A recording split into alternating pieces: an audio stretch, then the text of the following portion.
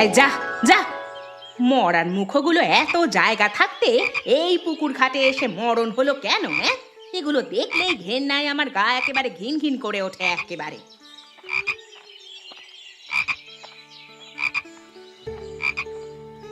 কি হয়েছে জেঠিমা?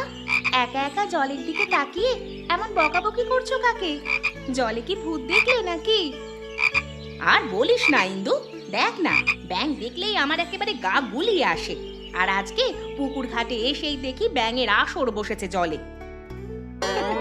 ওহো, এই ব্যাপার তাহলে। আমি তো আরো চিন্তায় পড়ে গিয়েছি, জেঠিমা জলের দিকে তাকিয়ে কাকে বকছে এই নিয়ে। ব্যঙ্গ করিও না তো, আমি মরছি ঘেন্নায় আর ছুরি হেসে মরছে। এগুলো তারা দেখি তারা, না হলে এই জল নিয়ে খেতেও আমার ঘেন্না করবে।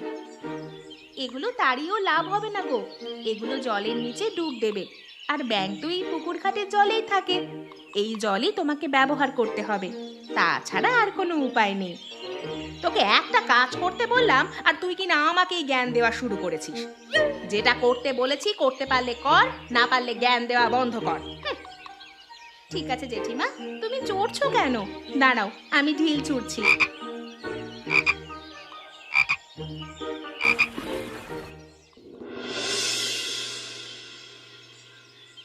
বলি আর কত ঘুমোবে?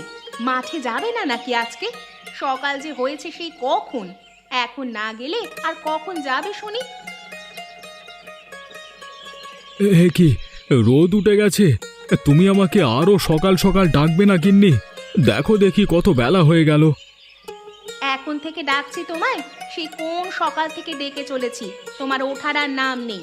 আর বাবু কিনা এখন উঠে আমাকেই দোষারোপ করছেন।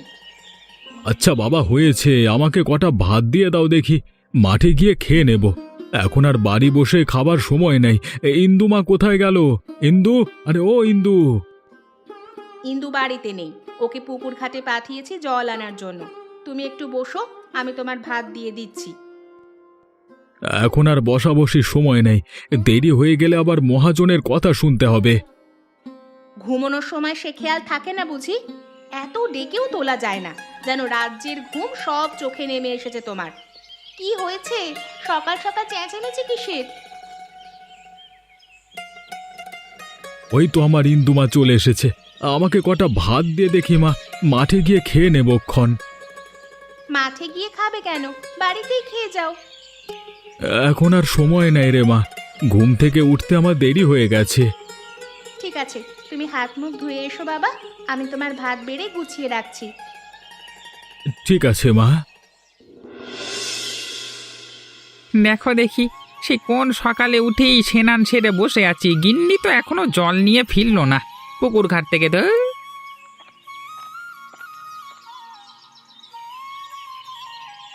কি বলো জ্যাঠা, জেঠিমা তো সেই কখন আমার সাথে জল নিয়ে ফিরলো, এখনো বাড়ি আসেনি? না রে মা, পথে আবার আর কার সাথে গল্পে মজেছে কে জানে। এইদিকে যে আমার দেরি হয়ে যাচ্ছে সে খেয়াল কি আছে তার?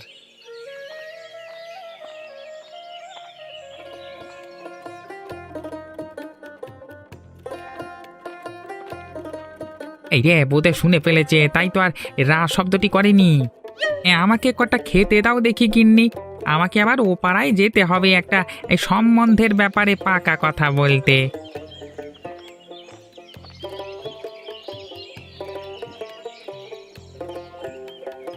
এতই যখন আমার নামে নিন্দে করছিলে, তখন ভাইজির কাছেই খাবার চাইতে আমার আশায় বসেছিলে কেন? হ্যাঁ, তুমিও না গিন্নি, কি যে বলো না, নিন্দে কোথায় করলাম? আমি তো কেবল বললাম বোধহয় কারোর সাথে গল্প করছো বলে দেরি হয়েছে আসতে। ওসব কি আমি বুঝি না? আমি সব বুঝি। জাতের টান কি আর ছাড়তে পারবে? আমি যেই একটু চোখের আড়াল হয়েছি, অমনি আমার নামে নিন্দে করা শুরু হয়ে গেছে, তাও আবার আমার জাত শত্রুরের কাছে। আসতে বলো গিন্নি, ইন্দুবালা শুনতে পেলে কি ভাববে বলো দেখি? যা ভাবে ভাবুক গে, তাতে আমার বউ এই গেল। ওরা তোমার ভাই ভাইজি হতে পারে, আমার কেউ কিচ্ছু নয়। ওদের ওই গরিবী হাল দেখলে আমার পরিচয় দিতেও কুণ্ঠা বোধ হয়। আচ্ছা আচ্ছা, তোমায় আর ওদের পরিচয় দিতে হবে না, একটু শান্ত হয়ে বসো দেখি, এত রাগ করলে চলে? আমি খেয়ে আবার ও পাড়ায় যাবো একটু। বেশ তো, খাও না। কে হাত ধরে রেখেছে তোমার?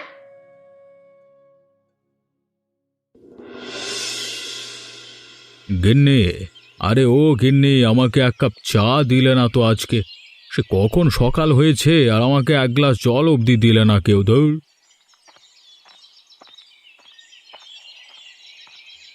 বলি একা হাতে আর কদিক সামলাবো আমি? আমাকে তো এবারে দাসী বানিয়েই রেখেছো।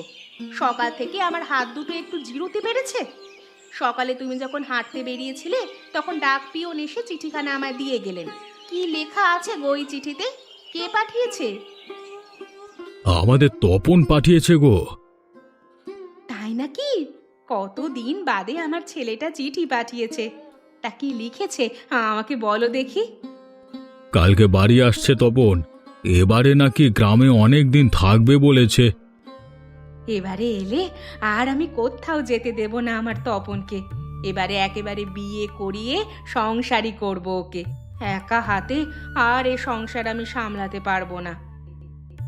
আচ্ছা, সে দেখা যাবে। আগে বাড়িতে আসুক ছেলেটা, তারপর না হয় ওকে জিজ্ঞেস করে দেখা যাবে ও কি চায়। কে কি চায় সেটা দেখে আমার কাজ নেই। আমারও তো মন চায় বলো, আমার পুত্রবধূর মুখ দেখি, নাতি নাতনির মুখ দেখে মরি। আচ্ছা আচ্ছা, সেসব হবে ক্ষণ। আরে গল্পে গল্পে তো আমার চাটা খাওয়া হলো না, ঠান্ডা হয়ে গেল। আমাকে তুমি আর কাপ চা এনে দাও তো গিন্নি। মরণ, তোমাদের জ্বালায় আমার আর একদণ্ড শান্তি নেই। দাও, চায়ের কাপটা দাও দেখি।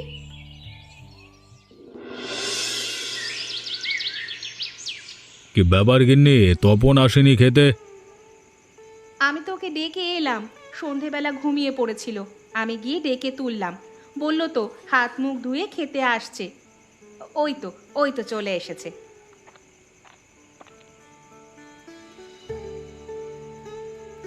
তা পড়াশোনা তো শেষ করলে, এখন কি করবি বাবা?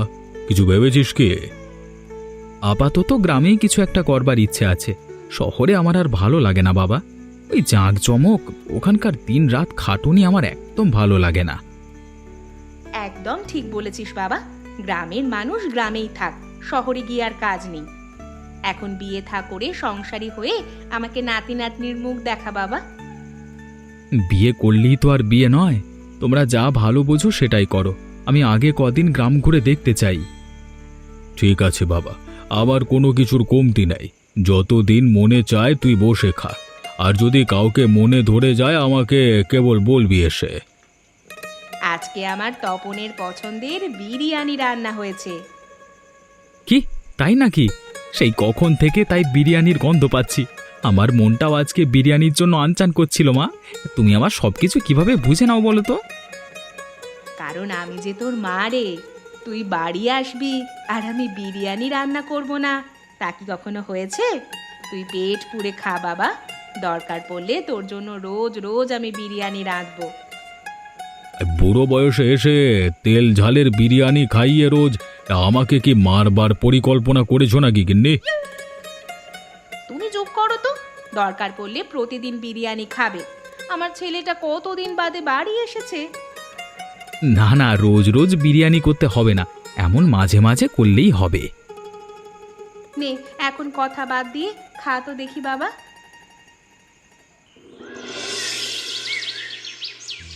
রোজ রোজ এই পুকুর ঘাটে ব্যাঙের জ্বালায় জল নেওয়া তো দুষ্কর হয়ে পড়েছে।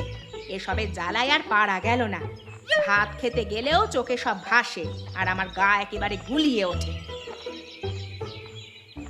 কি গো জেঠিমা, রাস্তায় তো কাউকে দেখছি না, তাহলে একা একা কার সাথে কথা বলছো তুমি?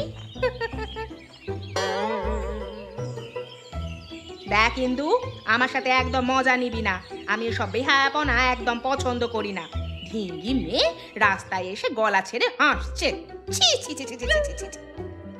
ওমা, আমি ঢিঙ্গিপনার কি করলাম গো জেঠিমা? আমি তো কেবল হাসলাম একটু। একটু প্রাণ খুলে হাসা কি বুঝি বেহায়াপনা বলে? না, এই মেয়ের সাথে আর পড়া গেল না। যেমনি মা তার তেমনি মেয়ে। জয়ার মতোই হয়েছিস একদম, সব কিছুতে বেলাল্লাপনা। যা বাবা, আমি আবার কি এমন বললাম যে আমাকে রাগ দেখিয়ে চলে গেল? আমি আমার কাজে যাই বাবা। এ কি, আপনি কে? এতক্ষণ ধরে আপনি যে হাসি তামাশা করছিলেন আমি তার নীরব দর্শক। ভারী কথা ঘুরিয়ে উত্তর দিতে জানেন তো আপনি। তা আপনাকে তো আগে কখনো দেখিনি এখানে। কে আপনি? ওই যে বললাম, এক দেখাতেই যে সারা জীবন নীরব দর্শক আর শ্রোতা হয়ে থাকতে চায় এমন কেউ আমি। দেখুন, এমন রসিকতা আমার পছন্দ নয়। সোজাসুজি উত্তর দিন, কে আপনি? আমি হলাম গিয়ে এই গাঁয়ের হারান জমিদারের পুত্র তপন। লেখাপড়ার সুবাদে এতদিন শহরে ছিলাম। আমাকে জল আনতে যেতে হবে পুকুর ঘাটে। দেরি হলে মা আবার বকবে আমায়। আপনার নামটি তো জানা হলো না। আমার নাম ইন্দুবালা। মা বাবা আমাকে আদর করে ইন্দু বলে ডাকে। বাহ, যেমন মিষ্টি হাসি তেমনই ভারী সুন্দর নাম তো আপনার। তা আমি কি বলে ডাকবো আপনাকে? সাব্বাস বেটা, একেবারে কাজের কাজ করেছিস। তোর মা যখন নদীর ঘাটে জল নিতে যেত তখনই প্রথম দেখায় তোর মাকে আমার ভালো লেগে যায়। তারপরে কি হলো বাবা? তারপর আর কি, আমার বাবা তখন 2 গ্রামের জমিদার ছিল। আমার বাবার প্রস্তাবে না করবে এমন বুকের পাটা কারোর ছিল না। অমনি 2 দিন বাদেই ধুমধাম করে বিয়ে। কিন্তু আমি তো মেয়েটির নাম ছাড়া কিছুই জানি না বাবা। মেয়েটিকে খুঁজে বের করব কিভাবে? সেই জন্যই তো তোর বাবা ঘটককে খবর পাঠিয়েছে। ঘটক এলেই খোঁজ করা যাবে। কর্তাবাবু আমায় ডেকে পাঠিয়েছিলেন? ওই দেখো, সুপালের নাম নিতে না নিতেই হাজির।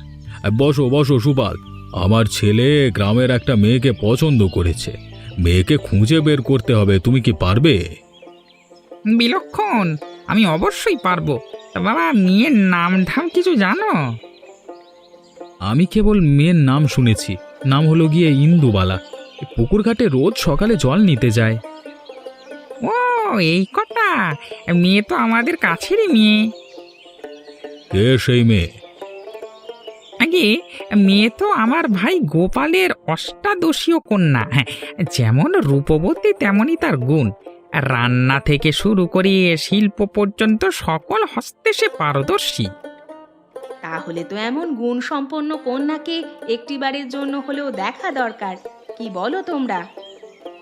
তুমি তোমার ওই ভাইকে বলো গিয়ে, আমরা কালকেই কন্যাকে দেখতে যাব। পছন্দ হলে সেখানেই আশীর্বাদ করে আসব। এ তো খুবই খুশির খবর। আমি এক্ষুনি গিয়ে খবর দিচ্ছি। এখন তাহলে আমি আসি। চেনা নেই জানা নেই কোন বাবু শহর থেকে এসে আমায় পছন্দ করলো, আর অমনি তোমরা দেখতে আসতে বলে দিলে। ওরে বোকা মেয়ে, এমন পাত্র হাতছাড়া হলে সারা জীবন আফসোস করে মরতে হবে। সারা জীবন তপস্যা করেও এমন বর মেলে না মানুষের। তোর তো রাজ কপাল রে মা। আরে কই গো হলো তোমাদের? আরে ওরা যে চলে আসবে এক্ষুনি, কি কি বানিয়েছো গিন্নি? ওরা তো সকালে এসে বিকেলে যাবে বলেছে। তাই এখন সকালের জলখাবারে ক্ষীরপুলি, পাটিসাপটা, নলেন গুড়ের পায়েস, লুচি, আলুর দম, আলু পোস্ত আরো অনেক কিছুই বানানো হয়েছে। বাবার তো কাজ নেই তেমন, এত কিছু কিভাবে জোগাড় করলে তোমরা? ও নিয়ে তোকে ভাবতে হবে না মা, আমরা কেবল চাই তুই সুখে থাক। এখন যা মা, ঘরে গিয়ে তৈরি হয়ে নে, যে কোনো সময় ওরা চলে আসবে। এতগুলো টাকা ধার করে আমার সুখ কিনতে যেও না বাবা। যে সুখ আমার কপালে লেখা আছে তা এমনি এমনি আসবে, আর কপালে না থাকলে ধার করা টাকা দিয়েও কিনতে পারবে না। হয়েছে, এখন পাকা পাকা কথা বাদ দিয়ে ঘরে গিয়ে তৈরি হয়ে নে দেখি। মেয়েটা সকাল থেকেই মুখ গোমড়া করে আছে ধারে টাকা আনার কথা শুনে। আমার মেয়েটা বাবা মায়ের সব দুঃখ বোঝে। এই ঘরে বিয়ে হলে আমার মেয়ের কপালে কেবল সুখ আর সুখ থাকবে। ব্যাস, এখন ভালোই ভালোই সব মিটলেই হলো। আমার মেয়ে অমন জমিদার বাড়ির বউ হবে, আর কি চাই আমার? ওরা খুব ভালো মানুষ। গোপাল, আরে এই গোপাল, কোথায় গেলি তোরা? আরে মেহমান যে চলে এসেছে রে। এরে, সবাই চলে এসেছে, আমি যাই যাই ওনাদের বসার বন্দোবস্ত করি। তুমি তাড়াতাড়ি জল খাবার নিয়ে এসো। ঠিক আছে, যাও তুমি।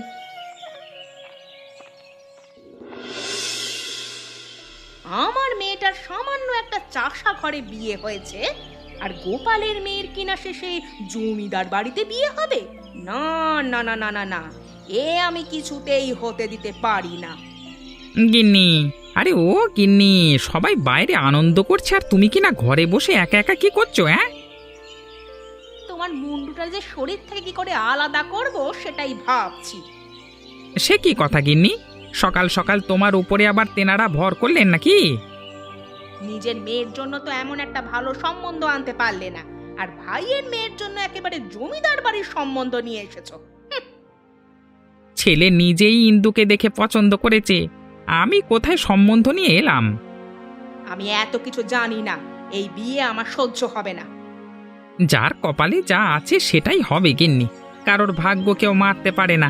ছোট বউ একা একা রান্না করতে করতে হিমশিম খাবে, তুমি গিয়ে ছোট বউকে একটু সাহায্য করে দাও, যাও। আমার বউ এই গেছে যেতে। বেশ, তবে এখানেই বসে থাকো তুমি, আমি গেলাম।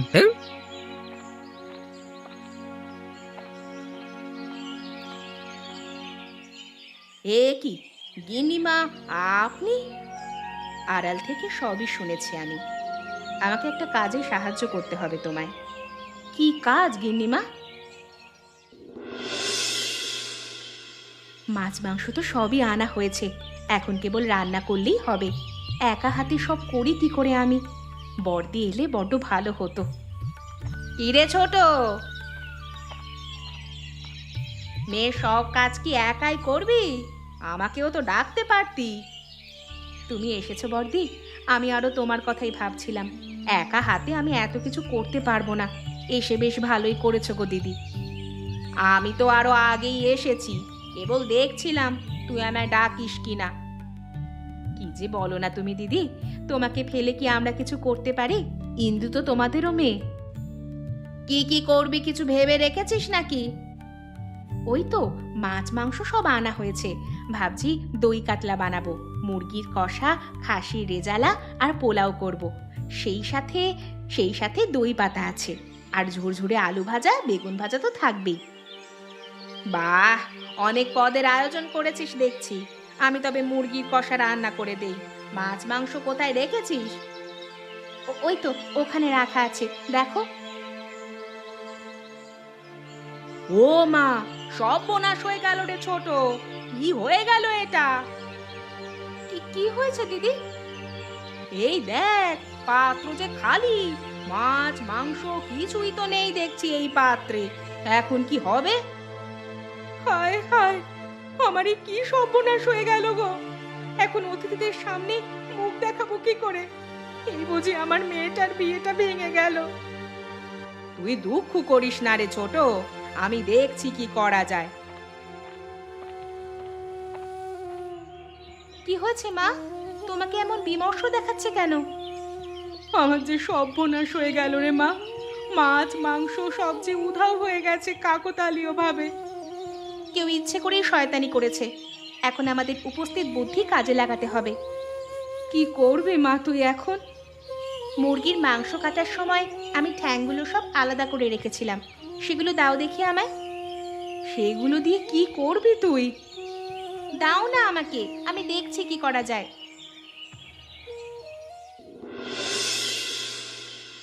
কই গো গিন্নি, আর কতক্ষণ? আরে এইদিকে যে মেহমানরা সবাই বসে পড়েছে।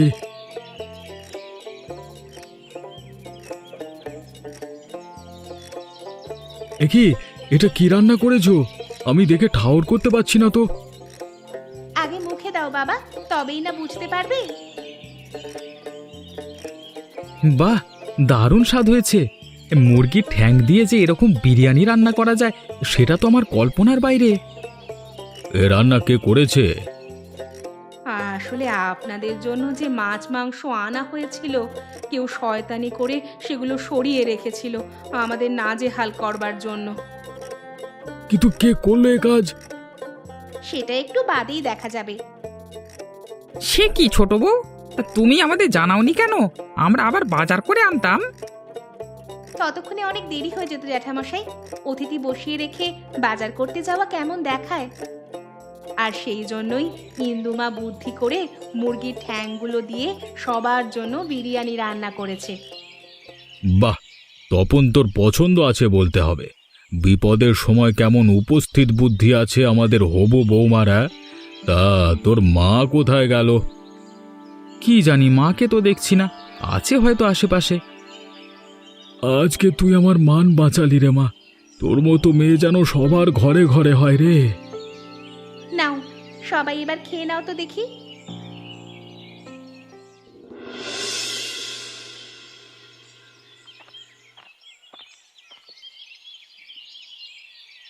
কি ব্যাপার, সবাই দেখছি আমাকে ভুলেই গেলে। আমাকে রেখেই সবাই খাওয়া দাওয়া শুরু করে দিয়েছো তোমরা। আরে গিন্নি, এসো এসো, এই দেখো আমাদের হবু বৌমা আমাদের জন্য কি রান্না করেছে। কি রান্না করেছে? আমাদের ইন্দুমা সবার জন্য বিরিয়ানি রান্না করেছে গো গিন্নি। তাড়াতাড়ি খেতে বসে পড়ো, না হলে কিন্তু আর ভাগ পাবে না।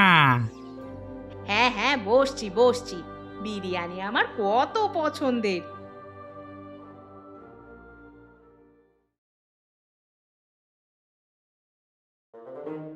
বাহ, দারুণ হয়েছে তো খেতে।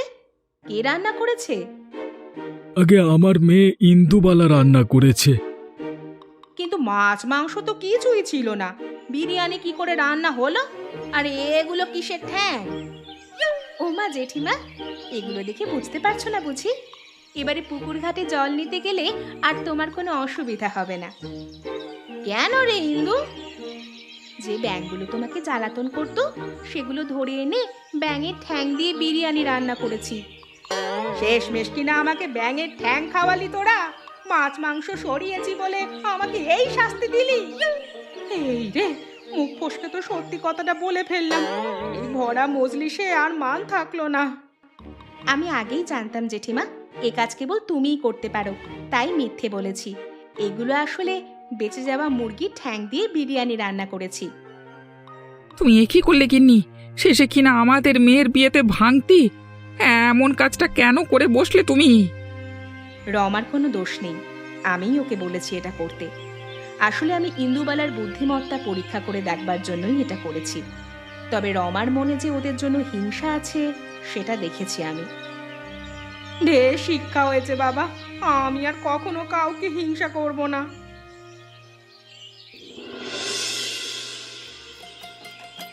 আজ দারুণ একটা রান্না খাওয়ালে মা। আমার ছেলেটা এমনিতেই বিরিয়ানি পাগল। আর তুমি যদি এমন বিরিয়ানি রান্না করো তাহলে তো ওকে আর বাড়ি রাখা যাবে না। বাড়িতেই যেন থাকে, দুদিনের মধ্যে সেই ব্যবস্থাই করব। রোজ রোজ আমি তাকে বিরিয়ানি রান্না করে দিতে পারবো না। এখন থেকে তার বউই তাকে মুরগির ঠ্যাঙের বিরিয়ানি রান্না করে দেবে। তবে কি আমরা ধরে নেব মেয়ে আপনাদের পছন্দ হয়েছে? আরে হয়েছে বই কি, আমি বাড়ি গিয়ে পঞ্জিকা মিলিয়ে দিনক্ষণ ঠিক করেই তোমাদের জানাবো। আর হ্যাঁ, এই বিয়ের সব খরচ কিন্তু আমাদের। আমাকে কন্যার দায়গ্রস্ত থেকে বাঁচালেন আপনারা। মেয়েটা আমার অনেক কষ্ট করে বড় হয়েছে, আজ আমার সব দুঃখ ঘুচে গেল। আপনারা সবাই চলে আসবেন আমাদের ইন্দুর বিয়েতে, আর সবাই মুরগির ঠ্যাঙের বিরিয়ানি খেয়ে যাবেন। এমন সব মজার মজার গল্প পেতে আমাদের সাথেই থাকুন, আর আমাদের এই চ্যানেলটিকে সাবস্ক্রাইব করতে ভুলবেন না। হ্যাঁ।